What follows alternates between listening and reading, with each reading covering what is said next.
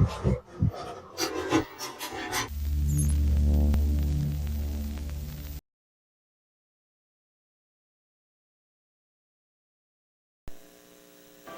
next, cops on the other side of the law tonight. Two men in blue indicted for separate murders. OJ Simpson's attorney rips into Nicole Brown's character and his civil trial. And expecting a baby, predicting the exact due date may soon be possible. Next. You're watching NBC4, the Tri-State News Channel. And now, Chuck Scarborough, Sue Simmons, Janice Huff, and Len Berman. This is News Channel 4 at 11. There are so many officers getting off with shootings or beatings or killing people. And they aren't asked to justify it. Our sister grieves for a brother who was shot in the head, and she says it was at the hands of a police officer. Good evening, everyone. Sue's off. I'm Jane Hanson. Was it murder or was it suicide? Well, tonight a New York City police officer is under indictment on murder charges. Officer Richard Malloy is accused of killing a man after a night of drinking. The officer claimed that man took his own life, but the medical examiner and prosecutors say that simply isn't so. News Channel 4's Ti-Hua Chang. Last January, after leaving this Bronx bar for this building, Officer Richard Malloy of the 42nd Precinct shot and killed 39-year-old Hesse Phelan, an immigrant and Irish activist. So charges a grand jury. In Bronx Supreme Court, the 31-year-old Officer Malloy was formally indicted for second-degree murder and second-degree manslaughter. If found guilty, he could face 25 years to life in prison. In court, Officer Malloy pleaded out loud not guilty, and then Judge Burton Roberts gave him a $25,000 cash or surety bond, which Officer Malloy posted immediately. The bail bondsman was in the courtroom. The victim's sister welcomed the indictment and was cautious, recalling that another Bronx police officer, Francis Lavati, was found not guilty of killing Anthony Baez. Even justice is not the same for police officers in the Bronx as it is for ordinary citizens? Of course not. Until we sent in a report to the newspapers. Passman was just a nobody. The Irish American and Irish community in the Bronx has campaigned for Officer Malloy's indictment. Hesse Phelan, originally from Northern Ireland, was part of an Irish guerrilla organization. He was jailed for 12 years in Britain. He was well known in the Irish community here.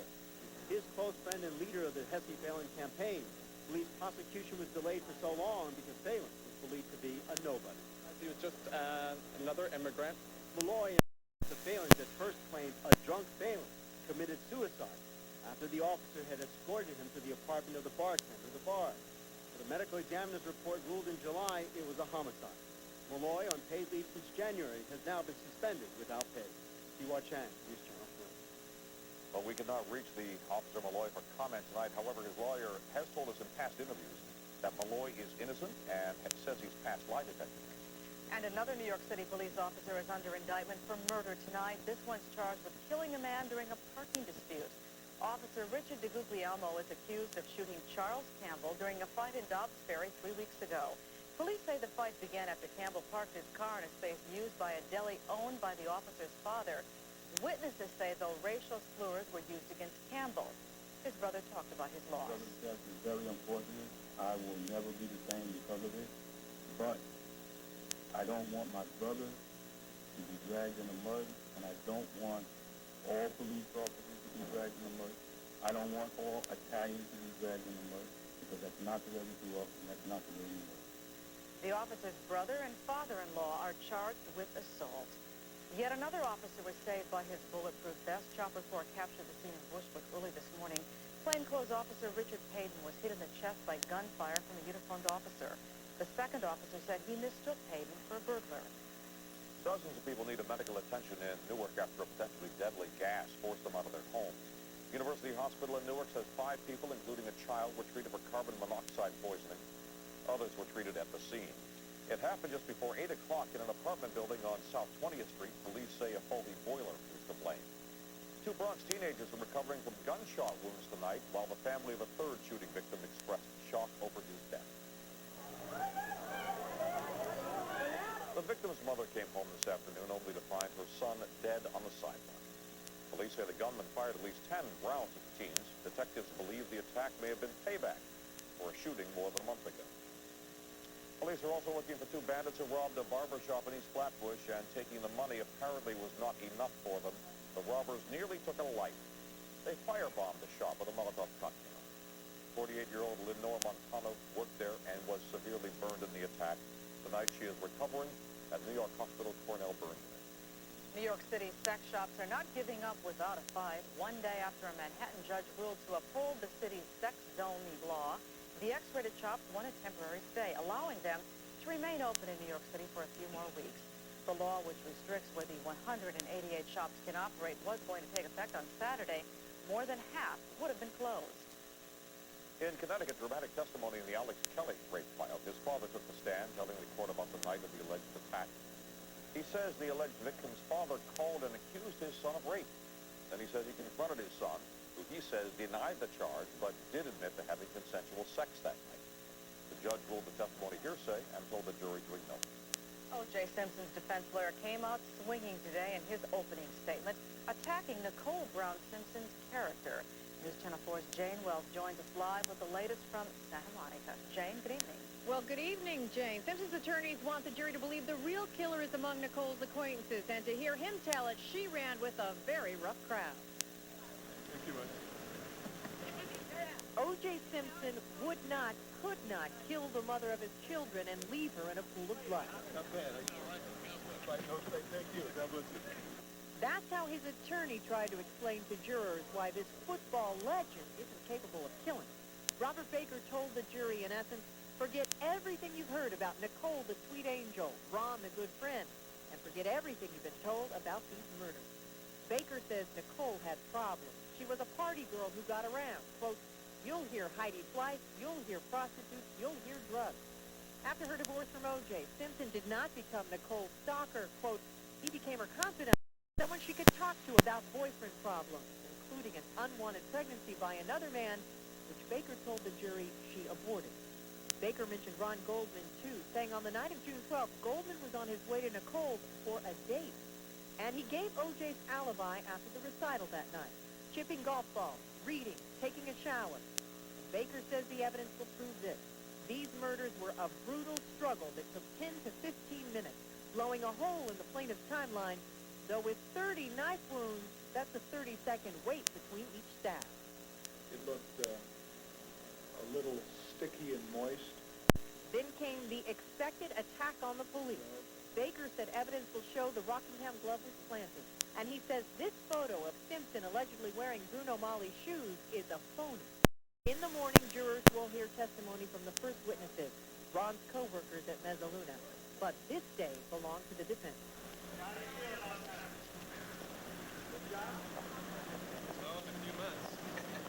We'll know in a few months, he said. Now, trashing the victims was a tactic the Dream Team never used in the criminal case. They instead focused on racist cops. Yet today, Bob Baker never said the word racist. Jane? All right, thank you very much. Exactly 100 days since TWA Flight 800 crashed off the coast of Long Island, the airline's CEO, Jeffrey Erickson, is resigning. 2 fuel probes considered crucial to the investigation have been recovered from the crash site.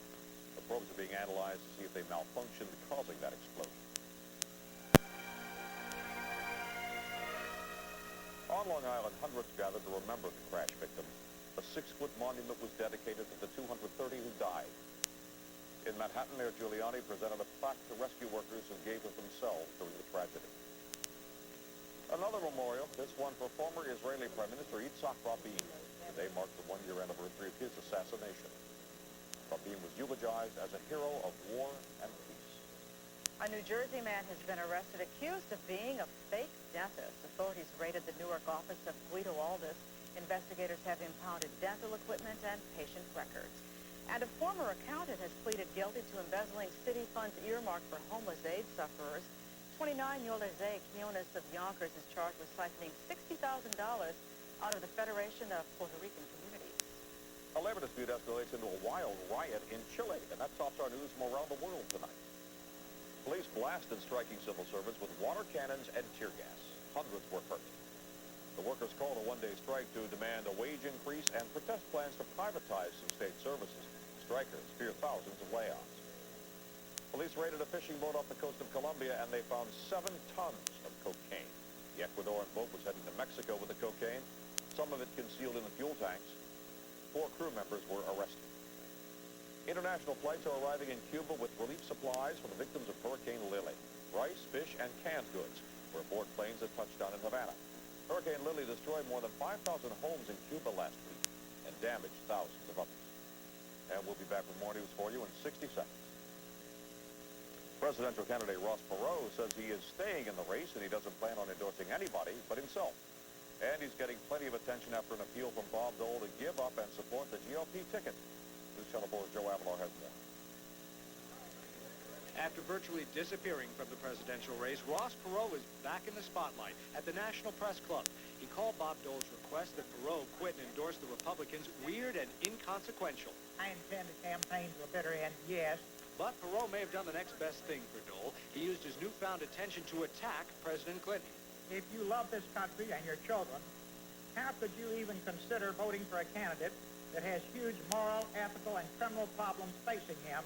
Perot also claimed Clinton would pardon his friends who were convicted of crimes in Arkansas.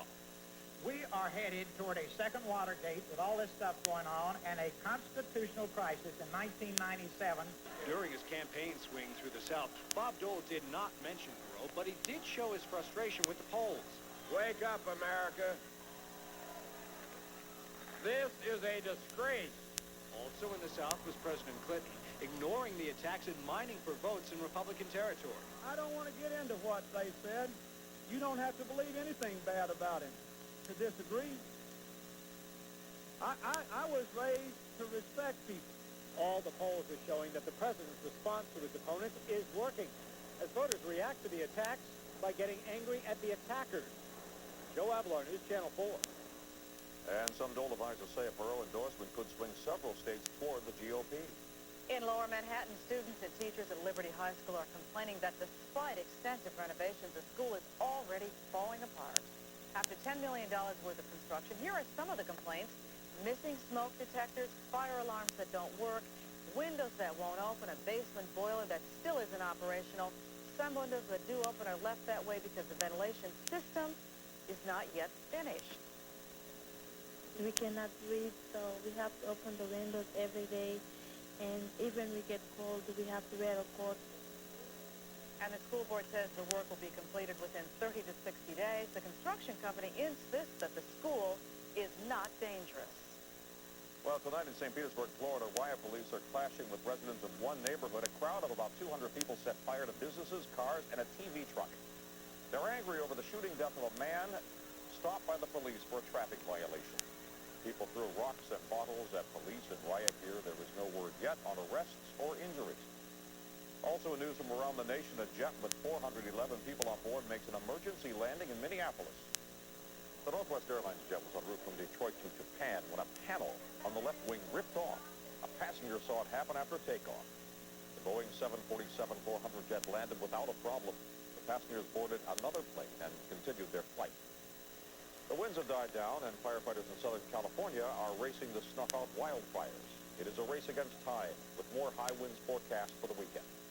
Over 100 homes have been destroyed by the fires. So far, 37,000 acres have been burned. The man who made Motown famous was honored in Tinseltown today. Berry Gordy, the founder of Motown Records, got a star on the Hollywood Walk of Fame. The stars in front of the Hollywood Roosevelt Hotel. Celebrities joined in the ceremony for the man who launched so many careers. And still ahead, something all moms want to know, figuring out the day your baby is going to be born. There is a new way. We're going to tell you all about it. Also, later, a dazzling display of star power for the opening of Marissa Tomei's new movie. But first, Janice Huff is here with a preview of our weekend weather. And it's looking fabulous. Lots of sunshine expected. I'll let you know just how warm it's going to be this weekend coming up in a few minutes. But first, tonight's lottery number.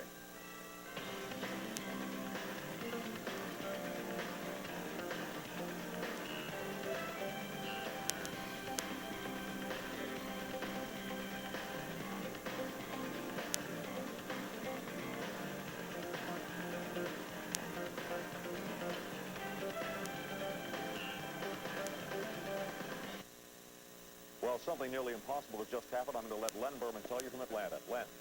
Thank you, Chuck. They're filing out. The Yankees have done it again. They have beaten the Braves for the third straight time in Atlanta. Final score of 1-0. It was on an unearned run. The Yankees, in remarkable fashion, have taken a 3-2 lead over the Braves after most experts, including me, thought they were in deep trouble after losing the first two at home.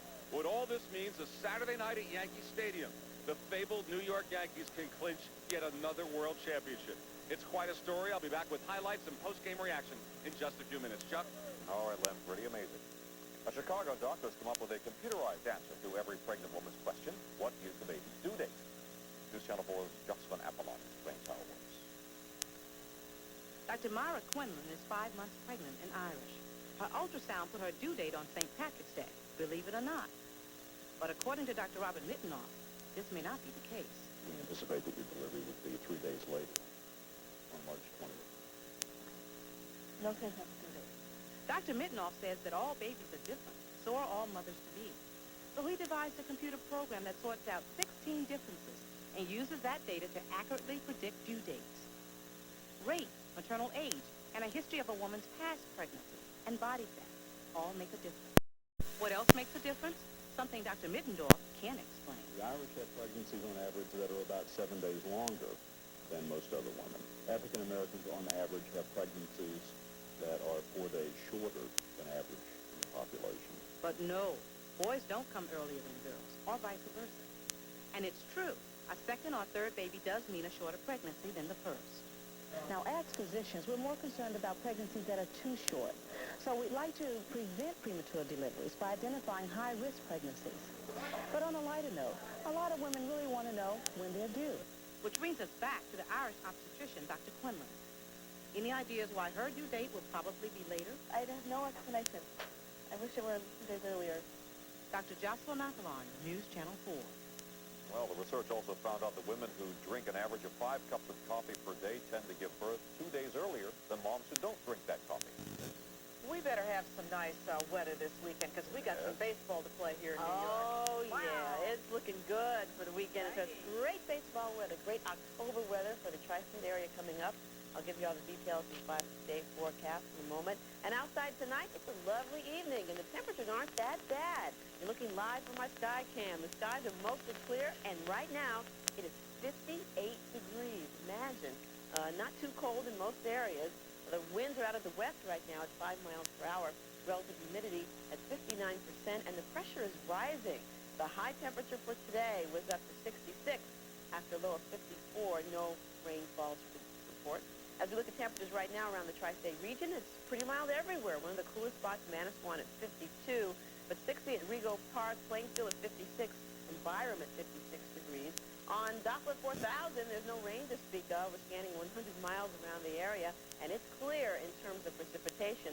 We have had some clouds in the area, though. Here's the weather map now to show you. A little disturbance in the upper atmosphere pulling through the area, bringing some clouds. There's some rain showers way south.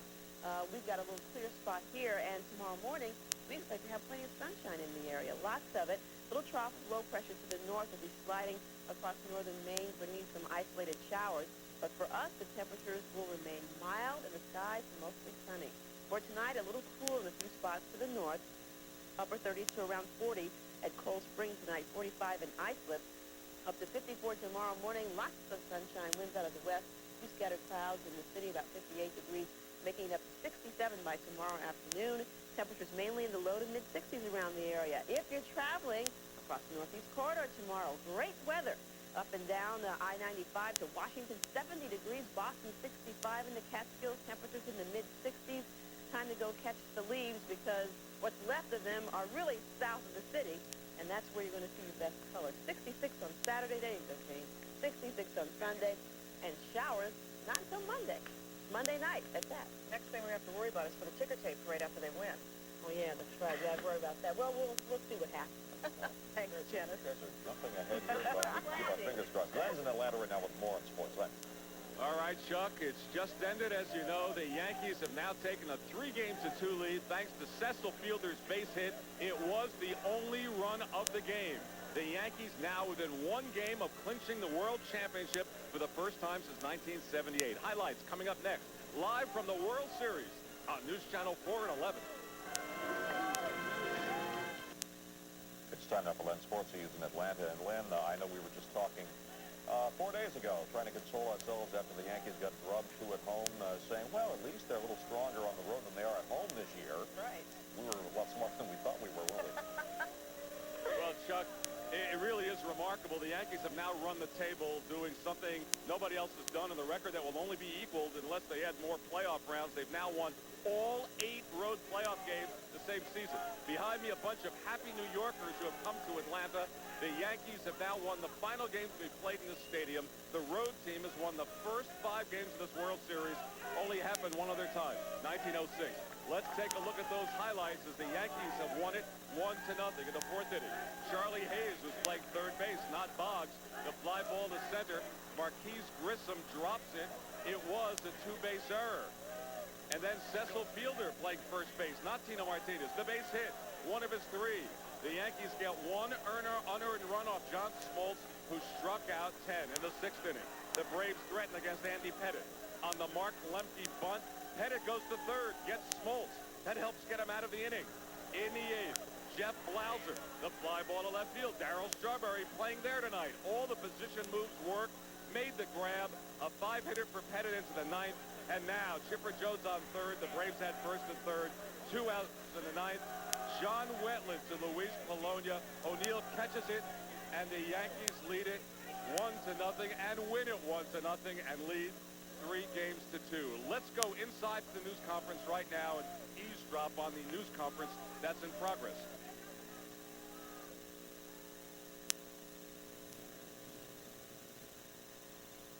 Are you still confident in what Mats could do, what he did in the first game? I thought Smoltz would pitch a great game tonight, and he gave up no earned runs. And I think Mr. Maddox and Mr. Glavin will be on top of their games and pitch very well. Okay, any more for Bobby? Question over here. All right, that is Braves manager Bobby Cox. You heard his strategy. He has Greg Maddox in Game 6 against Jimmy Key, and if it should go to 7, he's got Tom Glavin, last year's World Series MVP, against David Cohn. So the series is far from over, but the Yankees in remarkable fashion win 3 straight on the road. It really is quite a story. 1-0, an unearned run, and now they can clinch the World Series at home Saturday. Happy Yankee fans. There'll be a lot more in the Bronx Saturday night. Chuck, and let's go to Glen Walker, the rest of the day at sports. Glenn? Okay, Len, have a safe trip home. The Mets making news today. Outfielder Bernard Gilkey, coming off a career season, has re-signed with the Mets a guaranteed 4-year contract that includes an option year. Hockey tonight, the Devils hosting the San Jose Sharks, tied at 1 in the 3rd. The Devils forward Billy Guerin takes a pass from Valerie Zelepukin behind the back, and what an effort, never getting control of the puck until he gets into the corner, where he fires a shot off the pads of former Islander goalie Kelly Rudy. It was 2-1 Devils. Then just 16 seconds later, the Devils strike again. Bobby Halik behind the net finds Dave Anderchuk. He buries it. The Devils win it by a score of 3-1. The Nets continued the NBA preseason down in Hampton, Virginia tonight, losing in overtime. State Warriors 112-108 to score. Jason Williams led the Nets with 18 in a losing cause. Golf, rookie sensation Tiger Woods has already won twice, but this week he is one of many winners in the PGA Tour Championship, the Tulsa, Oklahoma. And here is one of today's leaders, DJ Singh, with a chance for a birdie at the 14th hole. He sinks it. Singh finished the day at 4 under, tied with Tom Lehman. As for Tiger Woods, he was at 1 under at the 17th hole with a chance for a birdie, but he blows the putt. And Tiger kind of loses his cool. And he, right now, after the first round, is 4 shots off the pace. But, of course, the big story, the Yankees are heading home with a 3 games to 2 lead in the World Series. All right. Excellent. Wish them luck. And still ahead, the stars are out tonight. We're taking you to the premiere of Marissa Tomei's new movie, and that's coming up for you if you stick around. I think we should switch back to Atlanta and give Len the final word on one of the greatest feats in sports history. Len. Well, I don't know if it's that big, but it is major. We have a little tape queued up in our truck of Jimmy Leyritz. We're going to try to roll it right now for you to listen to. 1-0 games, messing up there at second base like I did. I was just hoping, like I said, we pulled this one out because I know you guys have been over here talking to me about that mistake. But like we pulled it off. Andy did a tremendous job tonight. Got to tip your hat to him, especially for the first outing he had.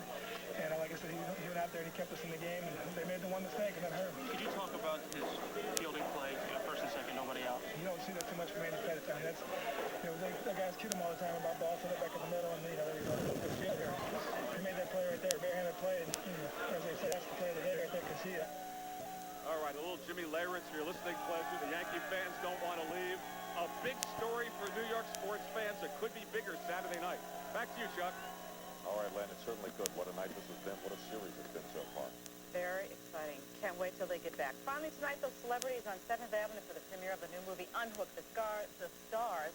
Academy Award winner Marissa Tomei plays a single mom in the film, while veteran actress Gina Rowlands is her next-door neighbor. It's going to open up soon. All kinds of people on hand for the big event this evening. And that's our news. Thanks for joining us. See you tomorrow. Have a good day.